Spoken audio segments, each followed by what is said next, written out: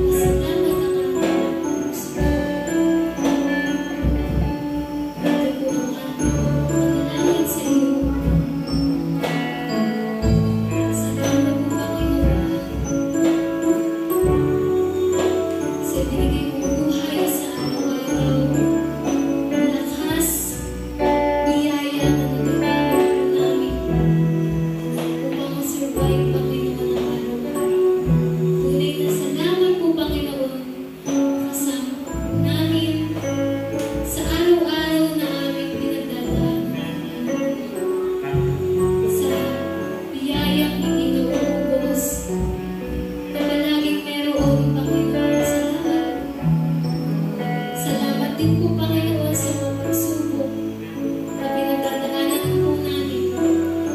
At yun ay pinagdadaanan lamang po, Panginoon. Hindi po kami nananatili sa pagsubok ng iyong Panginoon.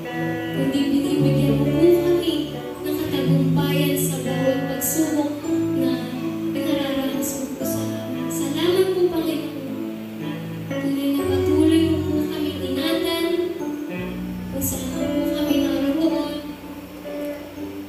Nasa tahanan man, nasa trabaho man, Panginoon, kung ano man ang aming ginagawa ngayon, Panginoon. Patuloy mo pong pagpalain ang bawat isa. At handog po namin sa aming paglapit, Panginoon. Ang aming buhay, ang aming puso, Panginoon, na sa iyo lamang magpupuri, Panginoon. Salamat po, Panginoon, sa pag-ibig mo na napakalawak, napakadakila ba, para po sa bawat isa po sa amin. Tulungan mo po kami na maging kamukha mo, Panginoon. Ilayo mo po kami sa gawa ng kaaway, Panginoon. At palagi na lumakad sa iyong katuwiran, Panginoon. Patuloy mo po kami palaguin, patatagin sa aming pananampalataya, O Diyos. Ano mang balakid ay kaya namin sirain, Panginoon. Basta kami ay may tiwala, Panginoon, at sa iyo nakasabik. Salamat po, Panginoon. Dahil meron kaming Diyos na malalapitan, Diyos ng mga Diyos, Hari ng mga hari. Walang makakatulad, Panginoon, nag-iisa ka namin. Salamat po, Panginoon. Wala po kami ibang masabi kundi salamat. Ikaw pong patuloy na gumabay ang kalooban at po lagi ang mapangyarihan. Sa iyo po namin pinagkakatiwala ang lahat, Panginoon, na mangyayari po sa amin. Ikaw lamang po ang nakakaalam. Inire-raise po namin ito sa iyo. Ano mang alalahanin, ano mang problema, ay pinagkakatiwala po namin sa iyo. Sa iyo po ang pinakamataas na pagpapasalamat, pagsamba, pagluwalhati. Ito po ang aming samot na namin sa pangalan ni Jesus. Amen.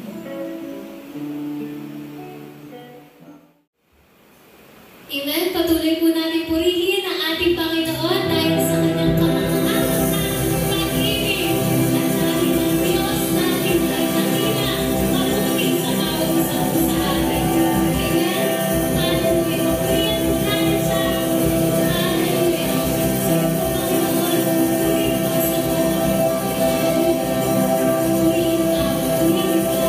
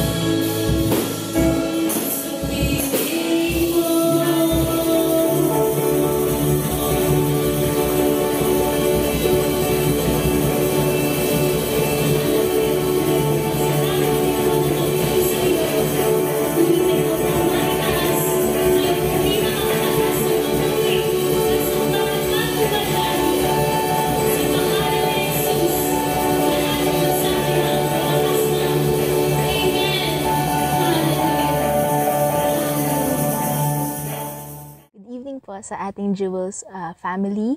Ako po si Eunice Mariana and I'm very happy po na i-testify po yung pagpapala po na binigay sa akin ng Panginoon throughout this 2023. No? So, bilang estudyante at I know po marami po tayong mga kakilalang estudyante and mga kamag-anak na estudyante. So, I know you know po na mas demanding po ngayon yung pag-aaral.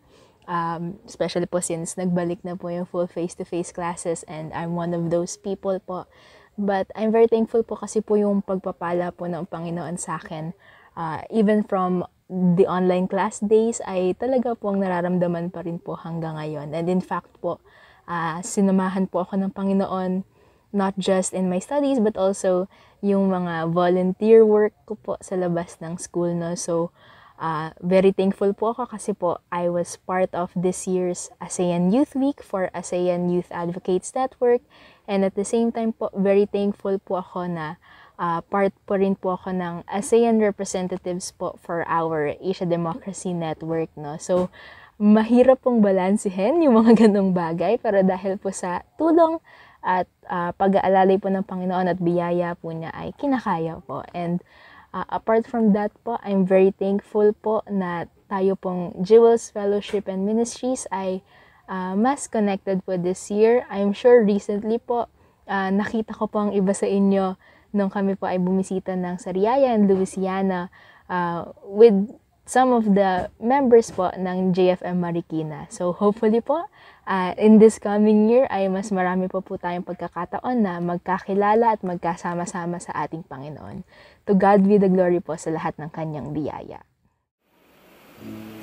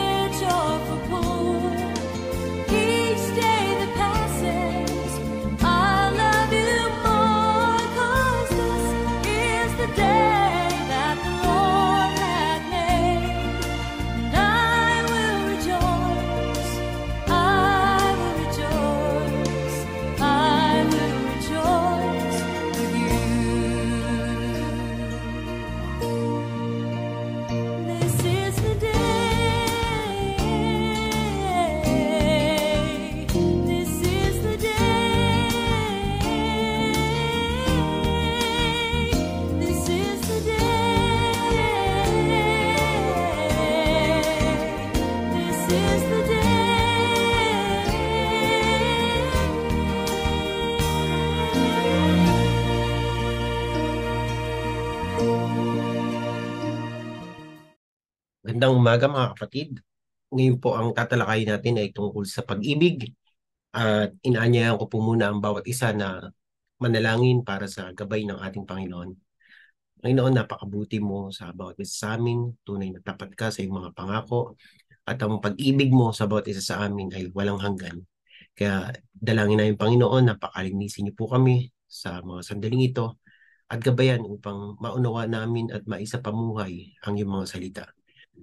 Karoon po kami ng realization, Lord, na sa tuwina ang pagmamahal mo sa bawat isa sa amin ay nariyan at hindi nagmamaliw. Kaya salamat Panginoon at nabalik namin sa iyong papurit pasalamat sa pangalan ng aming Panginoong Hesus.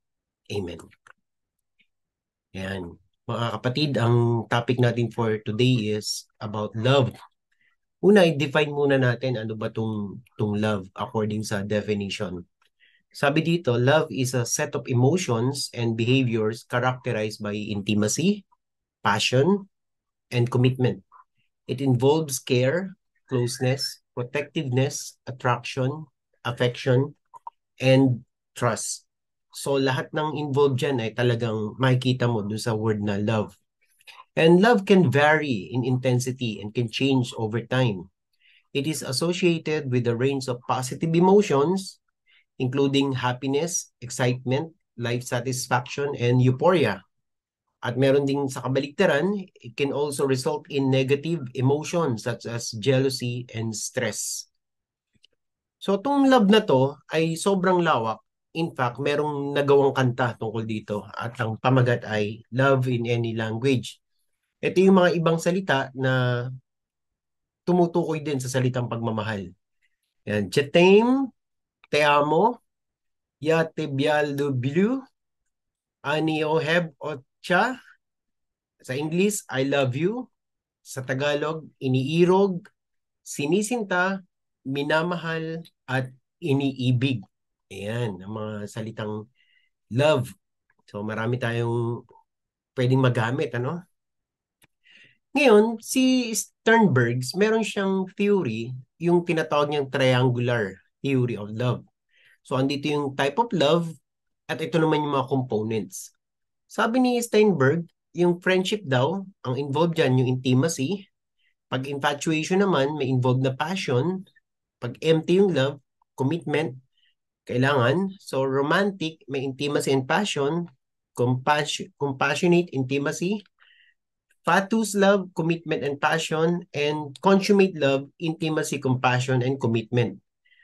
Ngayon, noong unang panahon, mayroong tinatawag yung mga Greek, yung mga Griego na 3 kinds of love. Una, yung eros, ito yung self-love. Mahal mo yung sarili mo.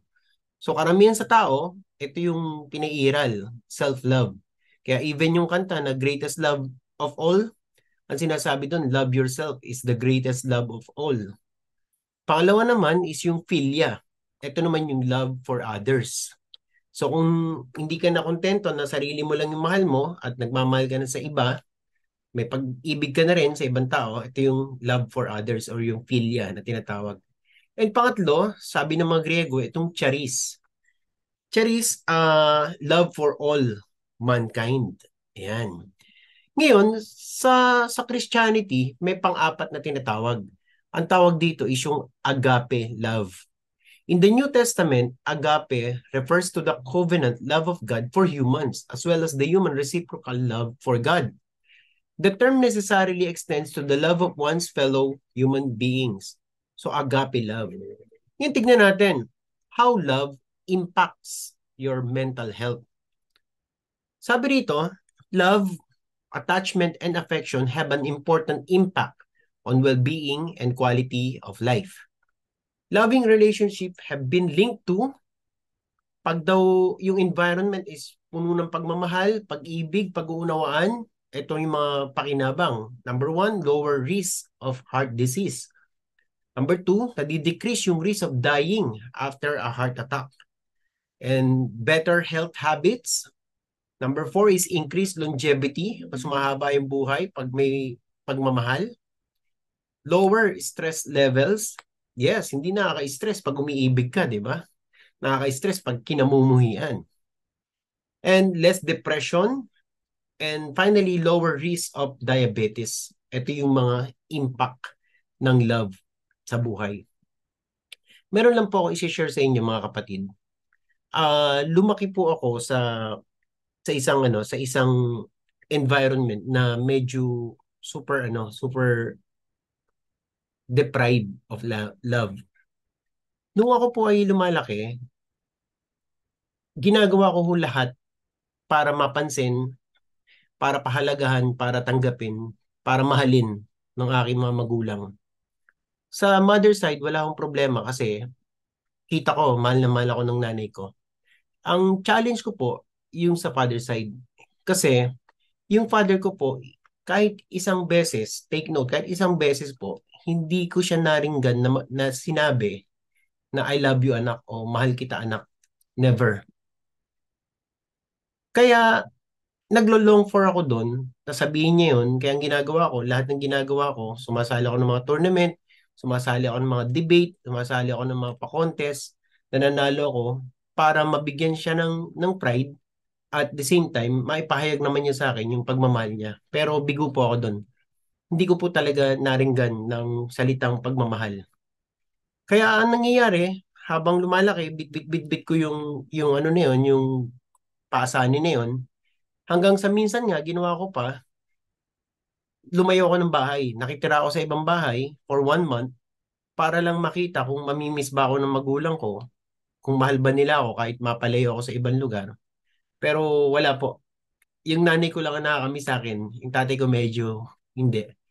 Kaya ang nangyari po, nung oras at araw na pumanaw yung aking magulang, yung aking tatay, doon po sa kanyang ataol, sa kanyang casket, nakatingin po ako doon, lungkot na lungkot, halos nagdurugo yung puso ko dahil nakamatayan na ng tatay ko na hindi man lang niya nasabi yung pinaka ah, keyword na mahal kita anak, ganun.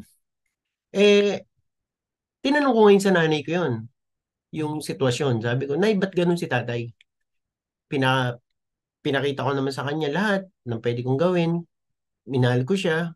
Pero in return, hindi niya nagawan sabihin man lang yung parang kukumpleto sa pagiging anak mo. At nagulat po ako dun sa reply, sa tugon ng aking nanay. Sabi niya habang nandun kami sa labi ng aking ama, sabi ng nanay ko, anak, ngayon ko lang sasabihin sa ito kasi wala na naman ang tatay mo, pumanaw na siya. Pero anak, ang tatay mo, 4 na taon pa lang siya nung iniwan siya ng kanyang tatay. Nanay na lang ang nagpalaki sa kanya, sabi niya. Kaya yung bagay na hinahanap mo sa tatay mo, na mahalin ka, na ipahayag sa iyo, yung salitang mahal kita, hindi niya alam. Kasi siya mismo, hindi niya naranasan na mahalin ng kanyang ama. Kaya yung hinahanap mo sa kanya is wala. Kaya patawarin mo siya dahil hindi niya maibibigay yung isang bagay na wala siya. Kaya yun po yung in a way nagbigay sa akin ng paglaya dun sa kaisipan na yun na akala ko pinagkaitan ako ng pagmamahal. Hindi ko naintindihan na kaya pala hindi niya naipahayag yun is because hindi niya rin na-experience yung ganung pagmamahal. Kaya magmula noon, nagkaroon ako ng realization na kung merong mas mahalaga na pagmamahal na dapat nating matanggap, makamtan, is ito yung pagmamahal ng ating Ama sa langit. Dahil ito ay walang katulad, walang kaparis, walang kondisyon na involved. At kapag yun ang meron sa atin, hindi na natin kailangang humanap pa ng ibang pagmamahal. Kaya yun po yung aking brief story on love, personal experience. Ngayon, dito sa tula, meron tong tula si Emmett Fox. Sinare ko kasi napakaganda ng mensahe. Sabi rito ni Emmett Fox, love is by far the most important thing of all. It is the golden gate of paradise. Pray for the understanding of love and meditate upon it daily. It casts out fear, It is the fulfilling of the law. It covers a multitude of sins. Love is absolutely invisible. There is no difficulty that enough love will not conquer. No disease that enough love will not heal. No door that enough love will not open. No gulf that enough love will not bridge. No wall that enough love will not throw down.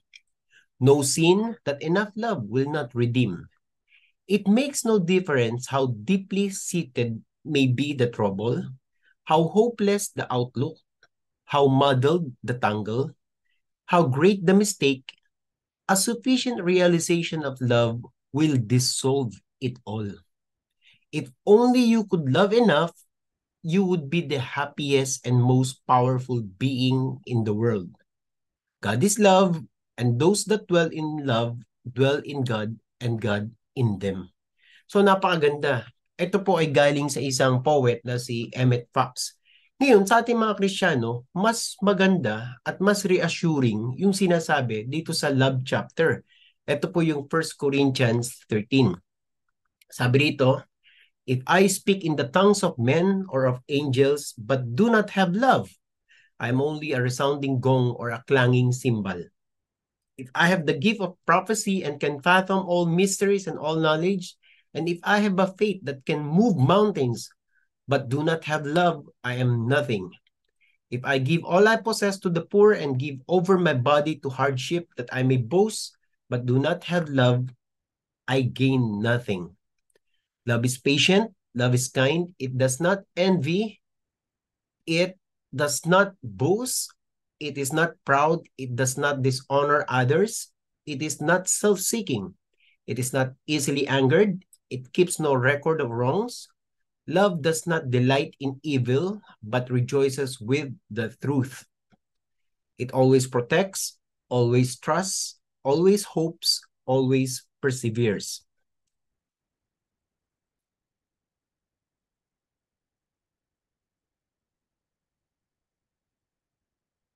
So, continuation, love never fails, but where there are prophecies, they will cease. Where there are tongues, they will be stilled. Where there is knowledge, it will pass away.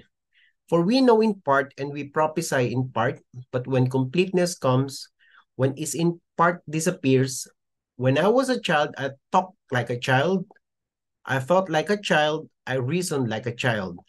When I became a man, I put the ways of childhood behind me, for now we see only a reflection as in a mirror. Then we shall see face to face, now I know in part, then I shall know fully, even as I am fully known. At ito po yung pinaka-finale. And now, these three remain, faith, hope, and love. But the greatest of this is love. Napakagandang mensahe. Basahin din po natin sa Tagalog para mas ma-appreciate natin yung ganda ng sinabi na to. Sabi, makapagsalita man ako sa mga wika ng mga tao at ng mga anghel, kung wala naman akong pag-ibig, para lamang akong kampanang umaalingaw-ngaw o pompyang na maingay. Kung ako man ay may kakayahang magsalita ng mensahe mula sa Diyos at umunawa sa lahat ng hiwaga, kung nasa akin man ang lahat ng kaalaman at lahat ng pananampalataya, ano pat nakakapagpalipat ako ng mga bundok, ngunit wala naman akong pag-ibig, wala akong kabuluhan. At kung ipamigay ko man ang lahat ng aking mga ari-arian at ialay ang aking katawan upang sunugin, ngunit wala naman akong pag-ibig, wala rin akong mapapala. Ang pag-ibig ay matyaga at magandang loob, hindi maiinggitin, hindi mayabang, ni mapagmataas man. Hindi magaspang ang pag-uugali, hindi makasarili, hindi magagalitin o mapagtanim ng sama ng loob sa kapwa. Hindi ito natutuwa sa masama, sa halip ay nagagalak sa katotohanan. Ang pag-ibig ay matiisin, mapagtiwala, puno ng pag-asa, at nagtsatsaga hanggang wakas. Matatapos ang kakayahang magsalita ng mensahe mula sa Diyos, titigil rin ang kakayahang magsalita sa iba't ibang mga wika at dilipas ang kaalaman, ngunit ang pag-ibig ay walang katapusan. Hindi pa ganap ang ating kaalaman at hindi rin ganap ang kakayahan nating magsalita ng mensahe mula sa Diyos, ngunit pagdating ng ganap, maglalaho na ang di ganap. Nung ako'y bata pa, ako'y nagsasalita, nag-iisip at nangangatwirang tulad ng bata. Ngunit ako'y mayroon ng sapat na gulang, iniwanan ko na ang mga asal ng bata. Sa kasakulukuyan, ang ating nakikita ay tila malabong larawan sa salamin. Subalit darating ang araw na ang lahat ay makikita natin ng harapan. Bahagya lamang ang nalalaman ko ngayon, ngunit darating ang araw na malulubos ang kaalamang ito, tulad ng lubos na pagkilala niya sa akin. Samantala, nananatili ang tatlong ito, ang pananampalataya, pag-asa, at pag-ibig. Ngunit ang pinakadakila sa mga ito ay ang pag-ibig. Praise the Lord. Ngayon, ano po yung nature of God's love? Nature ng God's love. Kasi nakita natin nature ng tao, di ba? Yung pag-ibig, may mga kondisyon, may mga sitwasyon na kinakapalooban. Ngayon, yung nature ng God's love, number one, sacrificial. Christianity emphasizes the sacrificial nature of God's love, as demonstrated through the death of Jesus Christ on the cross. God sent His Son to atone for the sins of humanity, exemplifying the ultimate sacrifice for the sake of love and redemption. So yung unang nature, sacrificial, yung pag-ibig. Pangalawa is unconditional.